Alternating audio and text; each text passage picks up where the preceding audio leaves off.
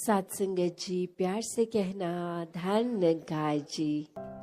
जहाँ आज ये सत्संग में सभी ने इतने घंटों से और अभी भी इसके बाद भी जो सत्संग में हर एक के भाव श्रवण करने का एक मतलब, ये जो हर एक ने कहा कि इस जीवन में हमें भक्ति की बुनियाद पे अपनी सारी जिम्मेवारियों को भी निभाना है, हर समय भक्ति भी करनी है और समाज में भी एक अपना असर इस तरह हो कि हम पहले जहां अपने ऊपर सुधार का भाव लिए हुए खुद को सुधारते चले जाएं, वहीं साथ में एक प्रभाव समाज पे भी इस तरह रहे भक्तों का शुरू से ही कि अपना भी कल्याण है, औरों का भी कल्याण है। कोई भी काम भक्त किसी भी समय एक सेल्फिश होके सिर्फ अपने लिए नहीं करते। भक्तों को तो यही मन में होता है कि हर एक के दिल में ठंडक पहुंचे, हर एक के दिल में एक आराम हो, हर किसी के लिए एक भाव शुद्ध, हर एक कोई परमात्मा का ही रूप तो बहुत ही पूजनीय। किसी को भी भक्तों ने कभी चोट नहीं पहुंचाई और हमेशा भाव मन के ऐसे ही रहे कि अगर किसी को किसी तरह का दुख तकलीफ है भी तो कैसे वो दूर की जाए। और सबसे बड़ा जो परोपकार भक्तों का रहता है वो यही रहता है कि परमात्मा हमारे जीवन में आया है, हर एक के जीवन में आए। जो अभी तक इस परमात्मा को देखे नहीं है,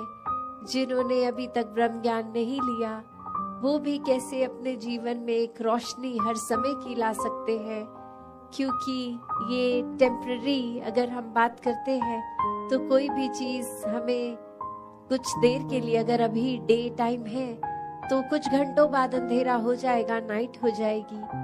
तो ये रोशनी इस तरह तो दिख रहा है अभी सब कुछ, पर ये हमेशा की नहीं है। पर जो परमात्मा है ये सच है, ये ट्रूथ है, ये ओमनी प्रेजेंट, ये निराकार, ये हर समय की सच्चाई है, हर समय की रोशनी है। भक्तों ने यही समझाया है कि जितना ज्यादा इस परमात्मा के साथ मन को जोड़ेंगे, इसके एहसास में रहेंगे, हर काम में इसको शामिल करेंगे, तो फिर एक ही मन डामाडोल नहीं होता, मन में कोई उदासी, कोई खुशी के भाव अपना प्रभाव असर नहीं छोड़ते। क्योंकि प्राथमिकता इस मन ने परमात्मा को बना लिया है और फिर ये प्रायोरिटी बेस जब इस परमात्मा को ही हर समय दिमाग में, दिल में रखते हैं, तो बाकी चीजों का असर उस तरह नहीं होता कि कोई अगर बिजनेस में नुकसान है तो एक डिप्रेशन की ओर मन जा रहा है, या फिर कुछ इतनी उपलब्धि मिल गई, अचीवमेंट मिल गई कि इतनी खुशी कि औरों के बारे में फिर सोचना ही छोड़ दिया, खुद में इतनी ईगो ले आए, एक अपने आप को बहुत ही इम्पोर्टेंट बना दिया। तो बात वही कि कैसे हर एक में, जहाँ हर किसी ने इस परमात्मा को देखना है, हर एक के अंदर वो कैपेसिटी है, वो पोटेंशियल है कि कैसे इस परमात्मा के सारे गुण, हम चाहे एक मनुष्य के शरीर में है पर परमात्मा जैसे दैवीय गुणों से हम युक्त हो सकते हैं, ह्यूमन वैल्यूज से युक्त हो सकते हैं। ये मन में कंपैशन, काइंडनेस, दया, क्षमाशील होना, एक मन में प्यार का भाव, प्रेम का भाव, ये लव, ये सरेंडर, ये ब्रॉड माइंडेड होना, हर एक को एक्सेप्ट करना, हर किसी के लिए वही भाव हो कि ये इंसान से बहुत कुछ हमें सीखने को मिल सकता है। दिल कारण ना ढूंढे कि कैसे किसी से भी नफरत की जाए, हर किसी से फिर वही बात जो अभी सत्संग में भी हम सुन रहे थे कि ये एकत्व जब एस्टैब्लिश हो जाता है, ये वननेस स्थापित हो जाता है, तो वो वननेस कोई उस बात की बात नहीं है कि हर कोई एक जैसा दिखे। एक फिजिकली तो हर किसी के शक्ल, आकार, फीचर्स एक बहुत ही अलग है। कोई किसी रीजन के होते हैं तो एक ज्योग्राफिकली रहने की वजह से उस तरह एक कल्चर और अपीयरेंस से खाना पीना वैसा हो जाता है, और दूसरे कहीं देश में किसी और राज्य में अपने देश में भी हो तो वो एक अपीयरेंस वाइज तो अलग हो सकते हैं, बट जो अभी कॉमन थ्रेड की भी बात हो रही थी कि ये परमात्मा ही है जो जहाँ पूरे ब्रह्मांड में है, एक वो कनेक्शन हमारी इस परमात्मा से जब है तो संसार के हर इंसान से हर कोई अपना है, हर एक में परमात्मा का वास। तो कैसे जब इस परमात्मा से प्यार हो जाता है, इस परमात्मा के अलावा फिर और कुछ दिखता ही नहीं है, हर एक में ही दिखता है, तो फिर ये भाव वही आ जाते हैं कि ये संसार बहुत ही सुंदर है, हर किसी में बहुत कुछ सीखने के लिए है, और किसी की फिर बात दिल पे चोट नहीं देती, क्योंकि फिर वही लगता है कि कोई वजह होगी, किसी का दिन अच्छा नहीं जा रहा होगा, शायद किसी की तबीयत नहीं ठीक कि इतनी इरिटेशन हो रही है, इतना तंग हो रहे हैं कि कुछ खराब हमें बोल रहे हैं। तो बात वही कि हर किसी के अंदर जब ये परमात्मा दिखता है तो एक अच्छाइयों को ही भक्त उठाते हैं, किसी की कमियों को इस तरह संसार के आगे नहीं उछालते। एक दिल में अगर वाकई ही एक कंसर्न है उस इंसान के लिए तो उस इंसान को डायरेक्टली जाके उसके पीठ पीछे एक बैक बाइटिंग नहीं, उसको सामने जाकर बोला जाता है कि ये जो आपने बात कही वो ठीक नहीं थी, इसमें अगर आप सुधार कर लें तो वाकई ही आपका सुधार हो जाएगा, अगर आप अपने थोड़ा बिहेवियरल चेंज लेके आएंगे। और फिर संत यही समझाते हैं कि बिहेवियरल चेंजेस तो टेम्पररी फिर भी हो सकते हैं, कुछ देर की लर्निंग के लिए हो सकते हैं, फिर कभी और ये बिहेवियर वापस हो सकता है अग्रेसिव एंग्री। तो फिर कैसे हर समय के लिए